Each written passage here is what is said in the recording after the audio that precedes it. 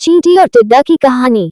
एक बार की बात है, गर्मी का मौसम था और एक चींटी कड़ी मेहनत से अपने लिए अनाज जुटा रही थी। दरअसल वह सोच रही थी कि धूप तेज हो जाए इससे पहले क्यों न अपना काम पूरा कर लिया जाए।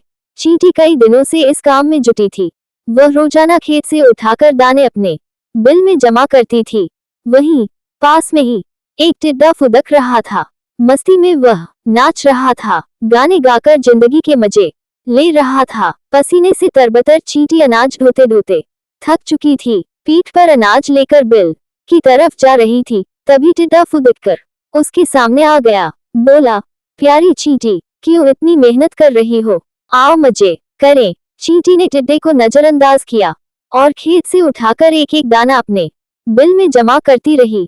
मस्ती में डूबा टिड्डा चींटी को देखकर हंसता और मजाक उड़ाता, उछलकर उसके रास्ते में आकर कहता, प्यारी चींटी आओ मेरा गाना सुनो। कितना बढ़िया मौसम है, ठंडी हवा चल रही, सुनहरी धूप है, क्यों मेहनत करके इस खूबसूरत दिन को बर्बाद कर रही हो? टिड्डा की हरकतों से चींटी परेशान हो गई। उसने समझाते हुए कहा, सुनो टिड्डा, ठंड का मौसम कुछ दिन बाद ही आने वाला है, तब खूब बर्फ गिरेगी, कहीं भी अनाज नहीं मिलेगा। मेरी सलाह है, अपने खाने का इंतजाम कर लो।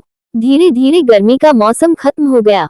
मस्ती में डूबे टिड्डे को पता ही नहीं चला कि गर्मी कब खत्म हो गई। बारिश के बाद ठंड आ गई। कोहरे और बर्फबारी की वजह से बमुश्किल सूरज के दर्शन हो रहे थे। टिड्डे ने अपने खाने के लिए बिल्कुल भी अनाज नहीं जुटाया था। हर ओर बर्फ की मोटी चादर पड़ी थी। भूख से टिड्डा तड़पने लगा। टिड्डे के पास बर्फबारी और ठंड से बचने का भी इंतजाम नहीं था। तभी उसकी नजर चींटी पर पड़ी। अपनी बिल में चींटी मजे से जमा किए हुए अनाज खा रही थी। तब टिड्डे को एहसास हुआ कि समय को बर्बाद करने का उसे फल मिल चुका है। भूख और ठंड से तड़पते टिड्डे की फिर चींटी ने मदद की। खाने के लिए उसे कुछ अनाज दिए। चींटी ने ठंड से बचने के लिए खूब घास फूस जुटाए थे।